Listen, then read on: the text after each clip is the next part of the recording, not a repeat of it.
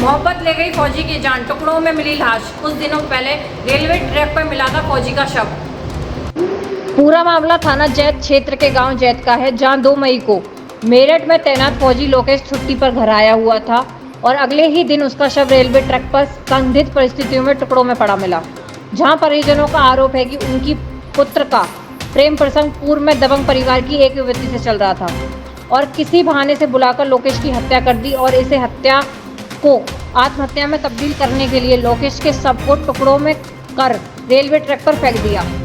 आज परिजनों के साथ आरएलडी नेता कुंवर नरेंद्र सिंह जिलाधिकारी कार्यालय पहुंचे, जहां उन्होंने कहा कि इस मामले में पुलिस ने केवल 2 लोगों की गिरफ्तारी की है, जबकि 4 नामजद अभी भी फरार हैं और राजीनामा करने के लिए पीड़िता परिवार पर दबाव बना रहे हैं। आरएलडी नेता और परिजनों ने जिलाधिकारी शैलेंद्र कुमार सिंह से मिल आरोपियों के विरुद्ध कड़ी से कड़ी कार्रवाई करने की मांग की है।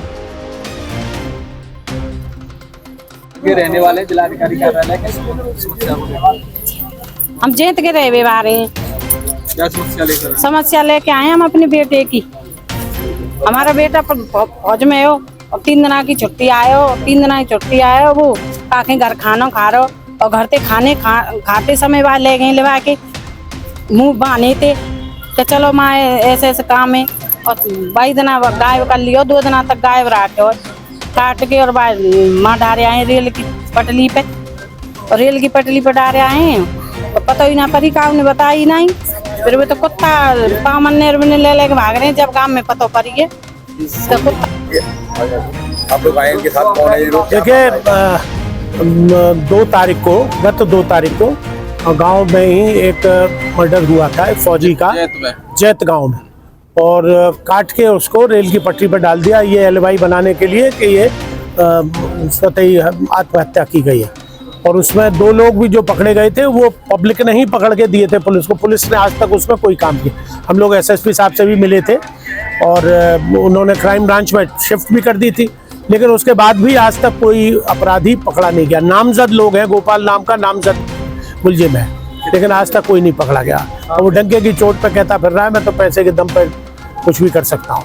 तो आज हम लोग ऐसे डीएम साहब से मिले, राजेंद्र सिंह जी, और हम पूरा समाज है, महिला, उसकी बेवा पत्नी भी है, तो सब लोग मिले हैं। ये देखिए इस तरह से काटा है उसको, जैसे कोई बकरे को काटते हैं उस तरह से he was कटेड two pieces.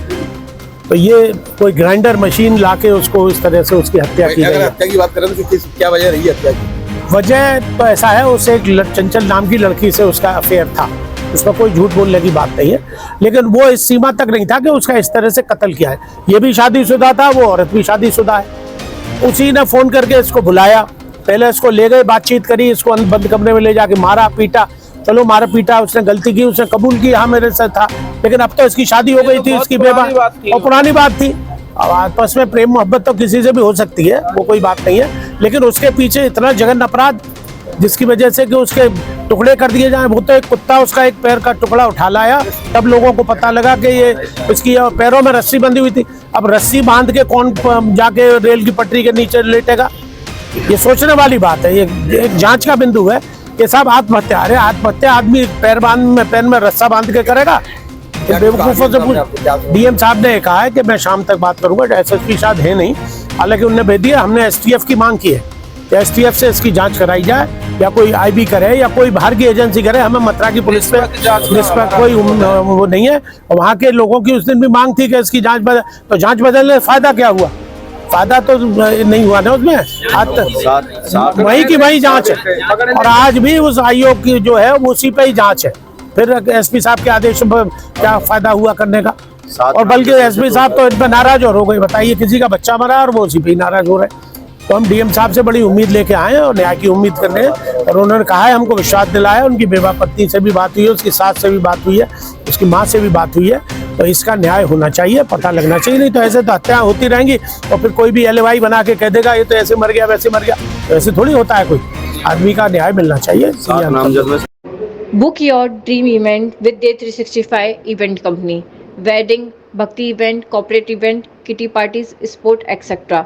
Contact now 8755352190 9870463000।